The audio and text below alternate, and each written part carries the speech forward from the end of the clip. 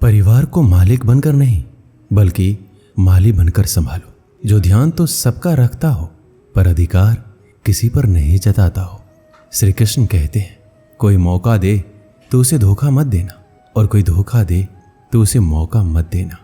मिलावट का दौर है, हाँ में हाँ मिला लिया करो, संबंध लंबे समय तक टिकेंगे।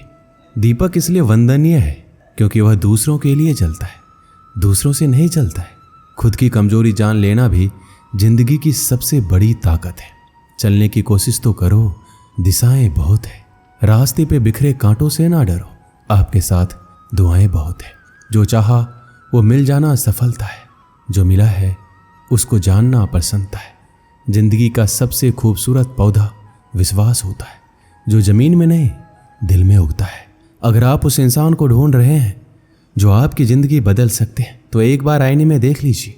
खुद से ज्यादा हमें कोई नहीं बदल सकता। अपनी तारीफ खुद कर लिया करो, क्योंकि बुराई करने के लिए तो पूरी दुनिया मौजूद है। क्रोध एक ऐसा तेजाब है जो जिस चीज पर भी डाला जाता है उससे ज्यादा उस पात्र को नुकसान पहुंचाता है जिसमें वो रखा जाता है। बहुत मुश्किल नहीं है जिंदगी की सच्चाई समझना। जिस तराजू में दूसरों को तौलते हो कभी उस पर खुद बैठ कर देखना। जलो वहां जहां जरूरत हो। उजालों में चिरागों के मायने नहीं होते। किसी को हरा देना बेहद आसान है, लेकिन किसी को जीतना बेहद मुश्किल। जिम्मेदारियां इंसान को वक्त से पहले बड़ा बना देती है। समय वह है जिसे हम सबसे ज्यादा चाहते हैं, पर जिसे हम सबसे गलत तरीके से उपयोग भी करते हैं। त्याग के बिना कुछ भी पाना संभव नहीं है। एक सांस लेने के लिए पहली सांस छोड़नी पड़ती है। पतझड़ में सिर्फ पत्ते गिरते हैं।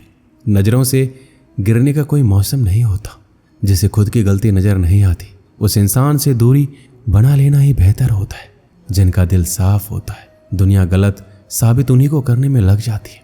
जीवन में सबसे अच्छा सबक आप ये सीख सकते हैं कि कैसे शांत रहना है।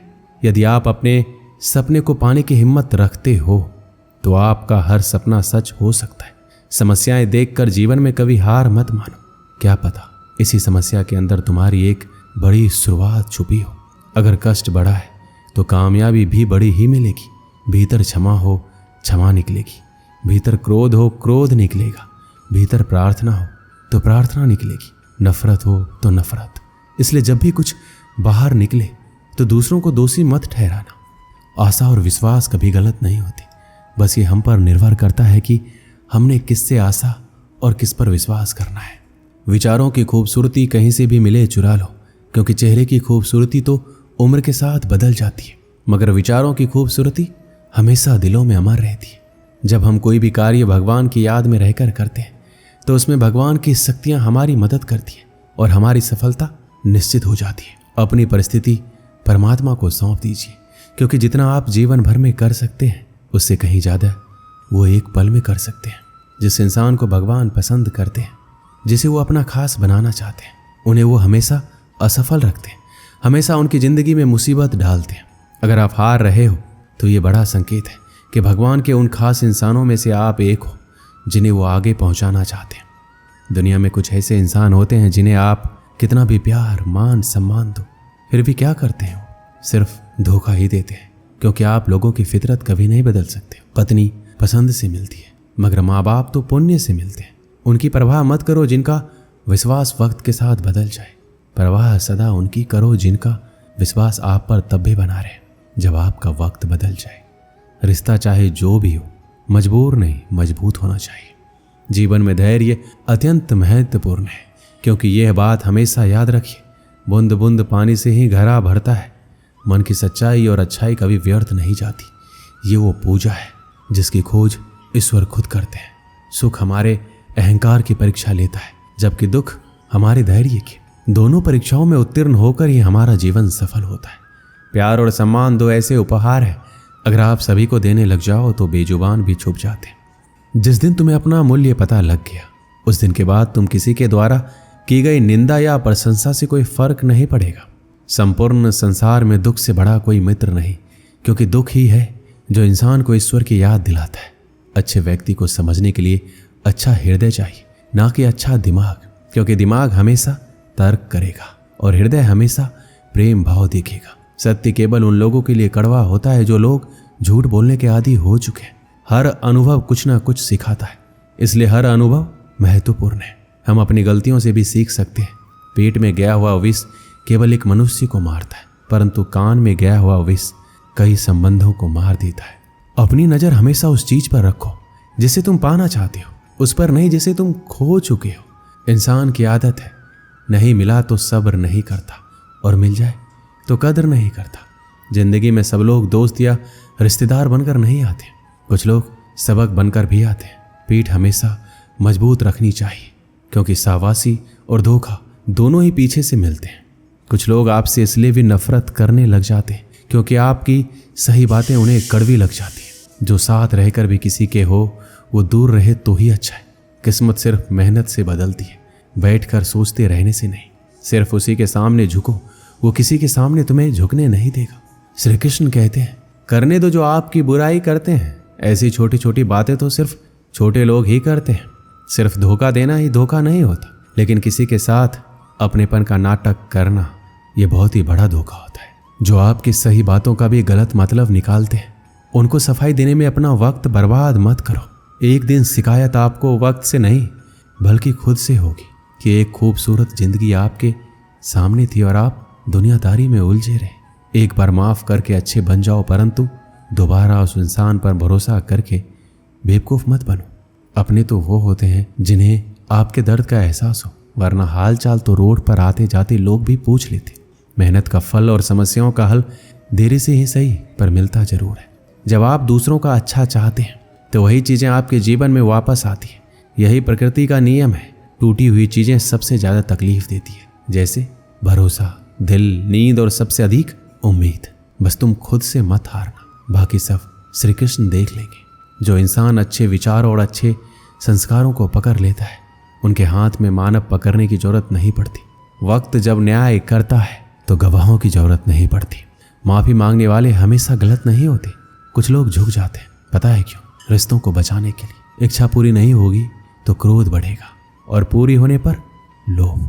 इसलिए जीवन में हर परिस्थिति में धैर्य बनाए रखना ही श्रेष्ठ है। कई वर्षों पहले एक राज्य में मिदास नाम का एक लोभी राजा राज्य करता था। उसकी एक बहुत ही सुंदर पुत्री थी जिसका नाम सुनैना था। मिदास अपनी पुत्री से बेहद प्रेम करता था, किंतु उससे कहीं अधिक उसे सोने से प्रेम था। उसके खजाने में सोने का भंडार था। उतना सोना दुनिया में किसी भी राजा के खजाने में नहीं था। इसके बाद भी खजाने में जितना सोना बढ़ता, राजा मिदास की लालसा उतनी ही बढ़ती जाती।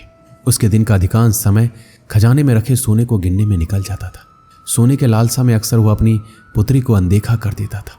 दिन पर दिन उसकी सोने की ललक बढ़ती जा रही थी, और अधिक सोना प्राप्त करने के उद्देश्य से उसने एक बार अन्न जल त्याग कर ईश्वर की कठोर उपासना की। उसकी उपासना से प्रसन्न होकर ईश्वर ने उसे दर्शन दिए और मनचाहा वरदान मांगने को कहा। मिदास बोला, हे ईश्वर, मुझे वरदान दीजिए कि मैं जिस भी वस्तु को छूं वो सोना ही बन जाए। ईश्वर मिदास की लालसा समझ रहे थे। वरदान देने के पूर्व उन्होंने पूछा, राजन, क्या ये वरदान मांगने के पूर्व तुमने अच्छी तरह विचार कर लिया है? हे ईश्वर, मैं इस विश्व का सबसे धनी राजा बनना चाहता हूँ। मैंने अच्छी तरह से सोच लिया है, मुझे यही वरदान चाहिए। कृपया मुझे ये वरदान प्रदान कीजिए। तथास्तु, मैं तुम्हें वरदान देता हूँ कि कल सूर्य की पहली किरण के साथ तुम जिस भी वस्तु को छुओगे वो सोने की बन जाएगी। आशीर्वाद देने के उपरांत ईश्वर अंतर्ध्यान हो गए। राजा मिदास ये वरदान पाकर खुशी से फूला नहीं समाया। दूसरे दिन सोकर उठने के उपरांत अपनी शक्ति परखने के लिए उसने अपने पलंग को छू कर देखा। वह पलंग सोने का बन गया। मिदास बहुत खुश हुआ। दिन भर वह सुध बुध खोकर अपने महल के हर चीजों को सोने में परिवर्तित करने में लगा रहा। उसे भोजन तक का होश ना रहा। शाम तक वह थक कर चूर हो गया था। उसे जोरों की भूख लग गई थी। उसने अपने सेवकों को भोजन परोसने के लिए कहा। भोजन परोसा गया, किंतु ये क्या, जैसे ही उसने भोजन को हाथ लगाया वो सोने में परिवर्तित हो गया।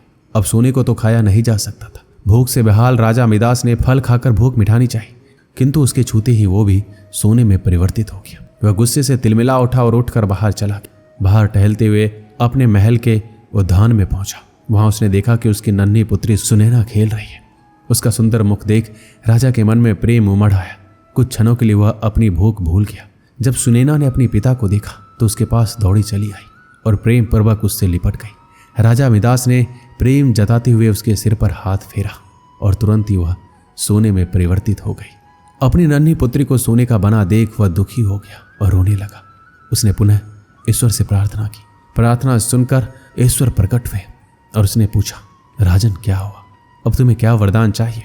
मिदास रो रो कर कहने लगा, हे ईश्वर मुझे क्षमा करें, सोने की लालसा में मेरी बुद्धि भ्रष्ट हो गई थी। मैं ये वरदान मांग बैठा था, किंतु अपनी पुत्री को खोने के बाद अब मेरी आंखें खुल गई है। मुझे समझ आ गया है कि हर वस्तु अमूल्य है और उन सब में सबसे अमूल्य है मेरी पुत्री। भगवान कृपया ये वरदान वापस ले लीजिए, मेरी पुत्री मुझे लौटा दीजिए। मैं सोने की लालसा त्याग दूंगा और अपना कोषागार निर्धनों और जरूरतमंदों के लिए खोल दूंगा। ईश्वर ने जब उसके पछतावे के आंसू देखे तो अपना वरदान वापस ले लिया। दूसरे दिन सूर्य की पहली किरण के साथ सारी वस्तुएं अपने वास्तविक रूप में आने लगी। राजा मिदास की पुत्री भी अपने वास्तविक रूप में आ गई। उसने अपने वचन के अनुसार अपना कोषागार निर्धनों और जरूरतमंदों के लिए खोल दिया। उसका लोभ खत्म हो चुका था। वो एक संतुष्ट जीवन व्यतीत करने लगा। इस कहानी से हमें क्या सीख मिलती है? धन महत्वपूर्ण अवश्य है, किंतु सर्वस्व नहीं। प्रेम, खुशी, संतुष्टि कभी भी धन से खरीदी नहीं जा सकती। इसलिए लोभ ना करें। लोभ का परिणाम हमेशा बुरा ही होता है। दोस्तों, इस वीडियो में बस इतना ही। मिलते हैं अगली वीडियो में। अपना ख्याल रखिएगा। जय श्री कृष्ण।